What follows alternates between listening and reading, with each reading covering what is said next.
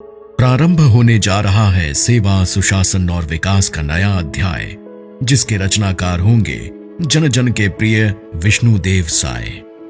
कुछ होते हैं जो सौम्यता, सहजता और दूरदर्शिता जैसे गुणों को पाने पूरी जिंदगी बिता देते हैं, और कुछ होते हैं जो खुद में इसका पर्याय बन जाते हैं। ऐसे ही सादगी और सरलता की मूरत हैं छत्तीसगढ़ के हमारे नए मुख्यमंत्री श्री विष्णुदेव साय। 21 फरवरी 1964 फागुन पक्ष के नवमी को छत्तीसगढ़ के आदिवासी अंचल जिला जशपुर गांव बगिया में साय परिवार में एक ऐसे बालक का जन्म हुआ जो आने वाले समय में छत्तीसगढ़ की राजनीति में ध्रुव तारा बनकर चमकने वाला था।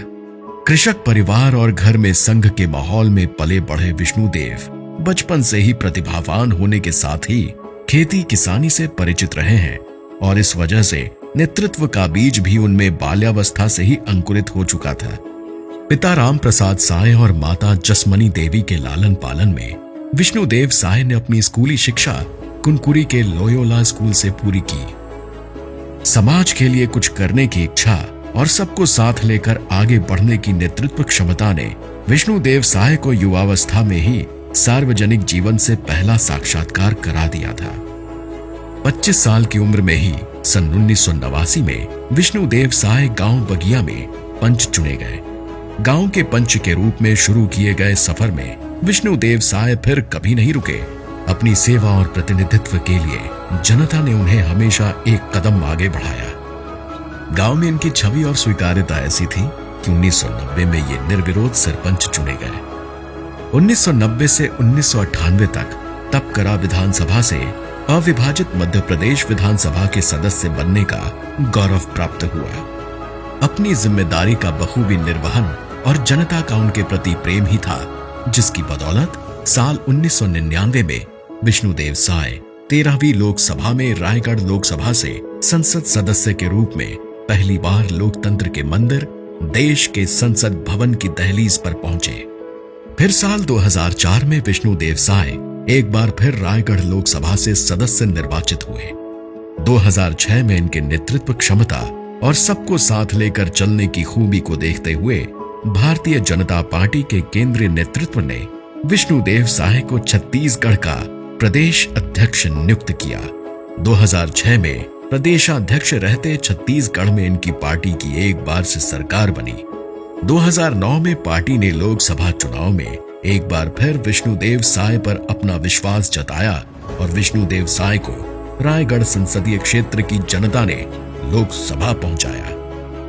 2011 में पार्टी के प्रदेशाध्यक्ष के रूप में एक बार फिर विष्णुदेव साय की ताजपोशी की गई। फिर आया साल 2014 का वो समय जब पूरी दुनिया में भारत सूरज सा चमकने जा रहा था।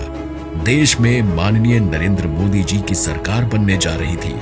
तब रायगढ़ ही नहीं बल्कि पूरे छत्तीसगढ़ की मजबूत आवाज बनकर दिल्ली में विष्णुदेव साय उभरे। 16वीं लोकसभा में बतौर सांसद विष्णुदेव साय केंद्र सरकार में इस्पात, खान, श्रम और रोजगार राज्य मंत्री के रूप में न सिर्फ प्रदेश के प्रतिनिधि बने बल्कि अपनी मजबूत प्रशासनिक क्षमता और कुशल नेतृत्व का भी बखूबी परिचय दिया। कठिन समय और चुनौतियों में भी विष्णुदेव साय ने धैर्य और कुशल नेतृत्व का परिचय देते हुए 2020 से 2022 तक पार्टी का नेतृत्व किया। 2023 के हुए विधानसभा चुनाव में श्री साय एक बार फिर कुनकुरी विधानसभा से विधायक के रूप में जनता की सेवा के लिए चुने गए, और एक बार फिर राज्य की जनता ने इनकी पार्टी को सबसे बड़ा जनादेश दिया। और आज श्री विष्णुदेव साय ने राज्य के चौथे मुख्यमंत्री के रूप में शपथ लिया है। मैं विष्णुदेव साय ईश्वर की शपथ लेता हूं कि मैं विधि द्वारा स्थापित भारत के संविधान के प्रति सच्ची श्रद्धा और निष्ठा रखूंगा। मैं भारत की प्रभुता और अखंडता अक्षुण्ण रखूंगा। मैं छत्तीसगढ़ राज्य के मुख्यमंत्री के रूप में अपने कर्तव्यों का श्रद्धापूर्वक और शुद्ध अंतःकरण से निर्वहन करूंगा।